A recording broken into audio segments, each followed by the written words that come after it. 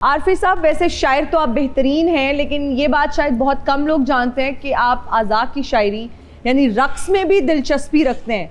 तो कहाँ से सीखा आपने ये रक्स और कहाँ कहाँ किया आपने रक्स अभी तक? मैं जब यूनिवर्सिटी में हिना जी पढ़ता था तो शौक़ था शुरू से ही रक्स का कि आज़ा की शायरी की जाए। नड़वाला में वहाँ परफॉर्म किया?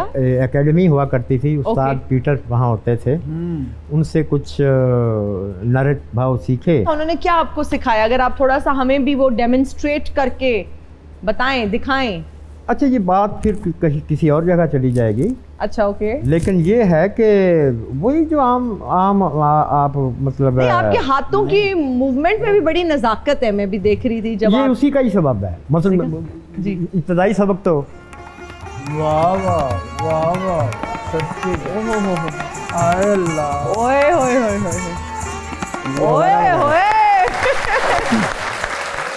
ये क्या क्लासिकल रक्स है? ये एक तरह की जुबिलिएशन है, एक तरह की फेस्टिविटी है। ये किसी खुशी के मौके को देखकर, किसी अंदर के वफूर को मद्देनजर रखकर एक इंसान कैसे बिहेव कर सकता है, ये वो है। ओए होए होए, वाह वाह, ये वो है। सर, तो शादियों पे, फैमिली गैदरिंग्स में कभी किसी ने फरमाइश की कि आरफी साहब आ जाइए डांस फ्लोर पे? बड़ी बड़ी बुलाਉਂਦੇ ही इस करके बड़ी उर्सों पे, एक तवील अरसा में उर्सों पे, शाह हुसैन के उर्स पे, वारिस शाह के उर्स पे, बुल्ले शाह का तो खैर हमारा, इन उर्सों पर मैं एक तवील अरसा धमाल डालता रहा। रक्स ने आपकी शायरी को कैसे आगे बढ़ाने में मदद की? हाँ, ये अहम सवाल है।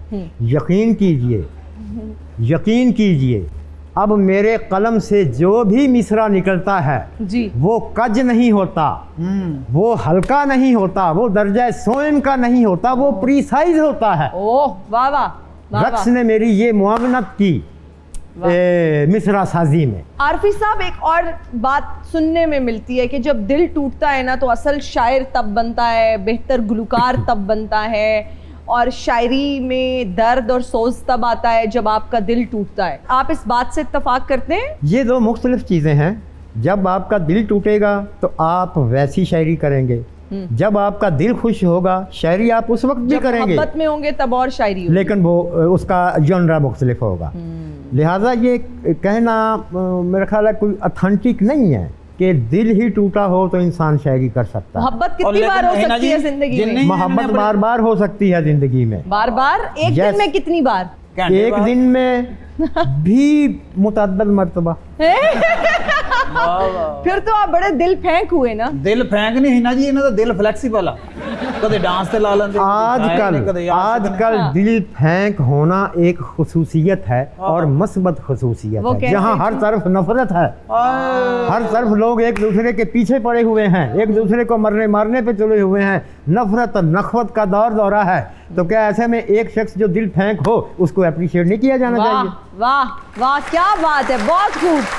तो आरफी साहब, आज के दिन में कितनी बार मोहब्बत हो चुकी है? ये जिधर नु देखी जाते इन्होंने होई आज के दिन में 3-4 मरतबा। मसलन इस काफी से मोहब्बत हुई मुझे। मैं जब आ रहा था तो एक नहायत खूबसूरत कैनोपी वाला दरख्त मुझे नजर आया, उससे मोहब्बत हो गई मुझे। दिले साहिब चाहिए मोहब्बत नहीं, हम इंसानों से मोहब्बत की बात कर रहे हैं। इंसानों से भी मोहब्बत आपको कई बार हो सकती है। एक ऐसा बंदा जिसने अच्छी बात की हो, आपको उससे मोहब्बत हो जाएगी। एक ऐसा बंदा जिसने इवन आपको मोहब्बत की नज़र से देखा हो, मेहरबान नज़र से देखा हो, आपको उससे मोहब्बत हो जाएगी। वाह वाह वाह। अरे हम लोग मोहब्बत को एक ख़ास मुजर्रद मायनों में लेते हैं। अब उस ख़ास तरह की कन्फाइंड और विद इन द बॉक्स मोहब्बत का वक्त गुजर चुका है।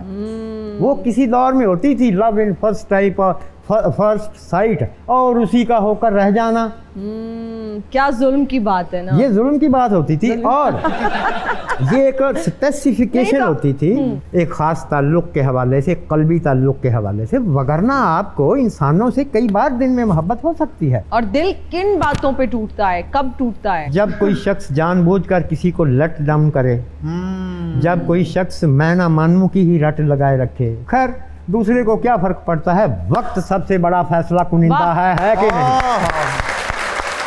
अच्छा जी, हमारा एक सेगमेंट है जिसका नाम है रीडिंग लिप्स। आपका इम्तिहान हम लेंगे वो इस तरह से कि आपके कानों पे हेडफोन्स लगाए जाएंगे जिसमें म्यूजिक चल रहा होगा, गानों के लिरिक्स हैं, कुछ मुहावरे हैं, वो मैं एक्ट करने की कोशिश करूंगी। लिपसिंग देख के आपने जज करना है कि मैं क्या कहना चाह रही हूँ, ठीक है? गड्डी तू मंगा दे तेल, मैं पवानिया।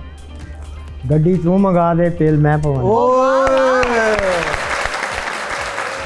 जंगल में मोर मोर नाचा किसने देखा?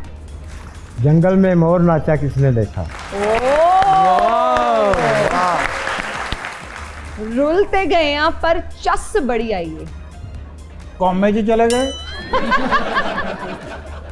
रुलते गए यहाँ पर चस बड़ी आई है। चस बड़ी आई है। No no no. रुलते गए यहाँ पर चस बड़ी आई है।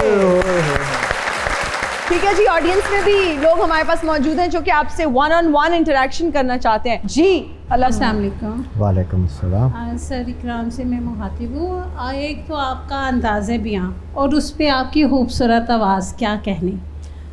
और हर बंदा किसी ना किसी से इम्प्रेस होता है। आप कौन से शायर से इतने इम्प्रेस हो गए कि आप में ये जुनून जो है वो ठाठे मारने लग गया? अब्बास ताबिश साहब, वो मेरे पसंदीदा शायर भी हैं, पसंदीदा गज़ल गो भी, और पसंदीदा ही मैन ऑफ थारो gentleman, man of poetic sensibility.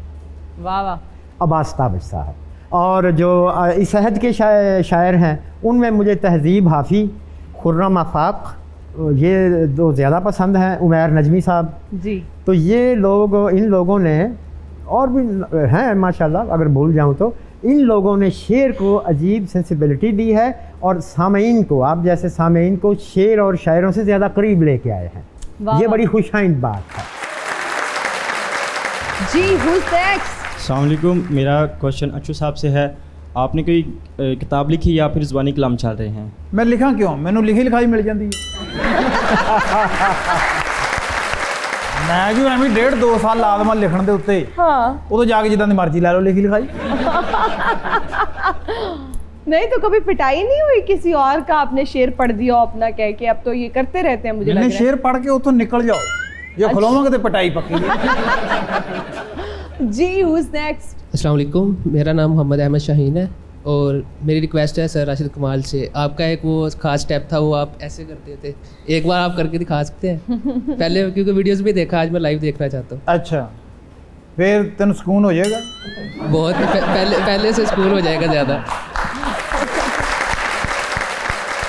छोटा सा स्टेप वैसे नहीं।